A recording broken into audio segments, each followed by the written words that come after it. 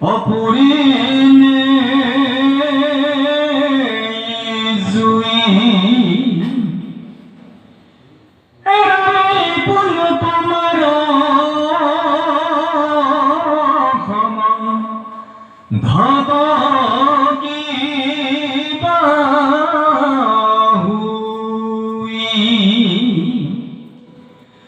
তদু hockey মুখ তুমি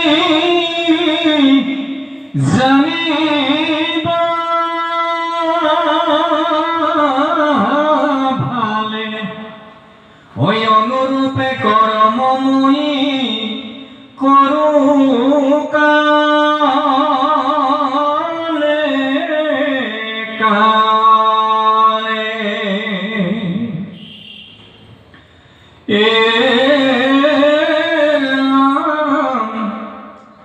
আপোনাক কিবা তুমি ভৈলা পৰিচয়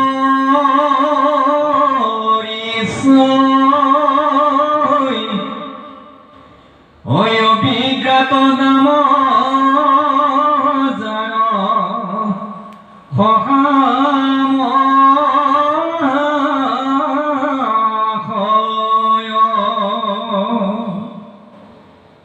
পৃথিবীর ভোগ তত মার ভল মন অরম মুখ সখী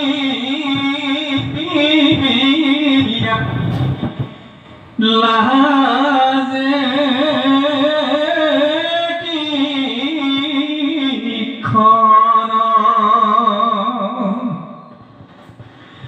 তুমি আমি দুয়ো শুদ্ধ জানিবা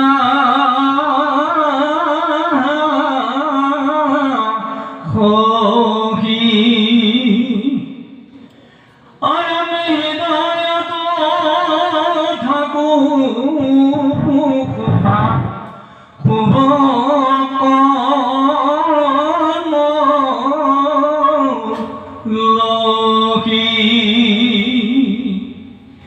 অনেক বৎসর আসি লুহুয়ে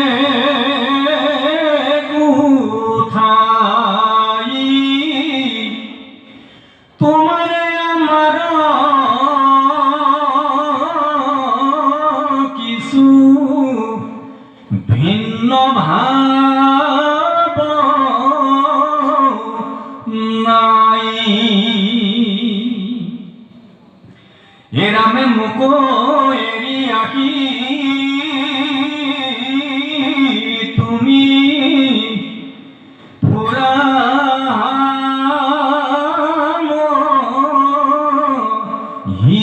হিত অনগর দেখিয়া বড় ভয়লা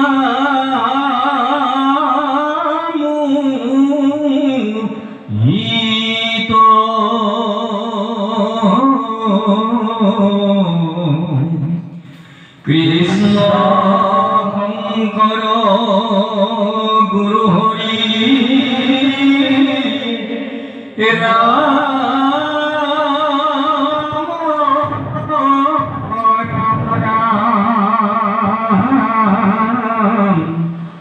হরি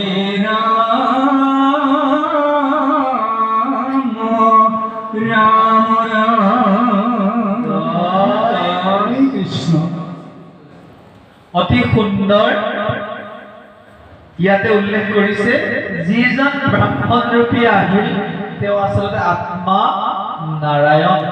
তেওঁ প্ৰশ্ন কৰিছে বৈদৱী এই যে কাঠত পেলাই থৈ দিছে এওঁত সম্বন্ধত তোমাৰ কি হয়?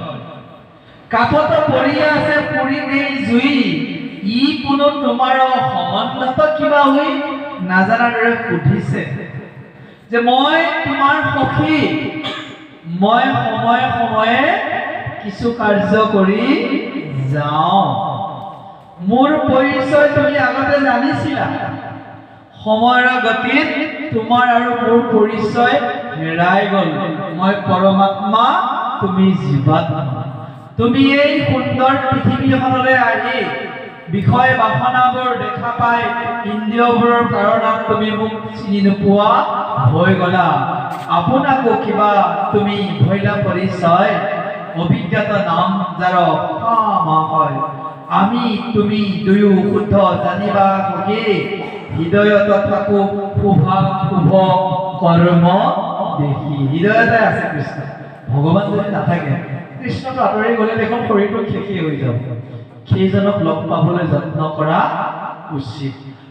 এই যে চিতাত যে উঠিবলৈ নিদিলে, আত্মনাৰায়ণ যে আহি গ'ল, কথা যে পাতিলে, ঘটনাই অন্য ৰূপ ল'ব। কেতিয়া জানিম? যদি আমি শ্ৰৱণ কৰি ভাগৱত ইমান ৰজা নহওঁ, সময়ৰ প্ৰতি লক্ষ্য ৰাখি আমি ইয়াতে সামৰিব লাগিব। অকণমান পাৰ হৈ যোৱাখিনি আওৰাই দিছো। কি কি আজি শ্ৰৱণ কৰিলো? স্ত্ৰীক চিন্তা কৰি মৃত্যুবৰণ কৰাৰ বাবে পুৰঞ্জনে নৰক ভুঞ্জি আহি স্ত্ৰী ৰূপে হ'ল। বৈদৰ্ভৰ ৰজাৰ ঘৰত বৈদৰ্ভী হৈ জন্মগ্ৰহণ কৰিলে। মলয়াধ্বজ ৰজাই তেওঁক বিবাহ পাশত আবদ্ধ কৰিলে স্বয়ংবৰৰ জৰিয়তে। এজনী কন্যাৰ জন্ম হৈছিল অসিতাক্ষী।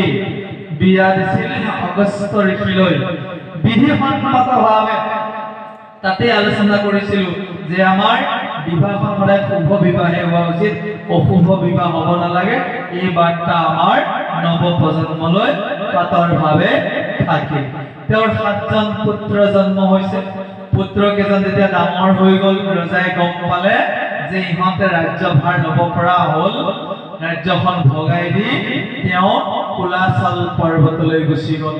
অৰণ্যত কৃষ্ণক সন্ধানাৰ্থ বানপ্ৰস্থ গ্ৰহণ কৰিলে। আৰু বৈদৰ্ভী ৰাণীও পতিব্ৰতা স্ত্ৰী হিচাপে স্বামীক অনুগমন কৰিলে।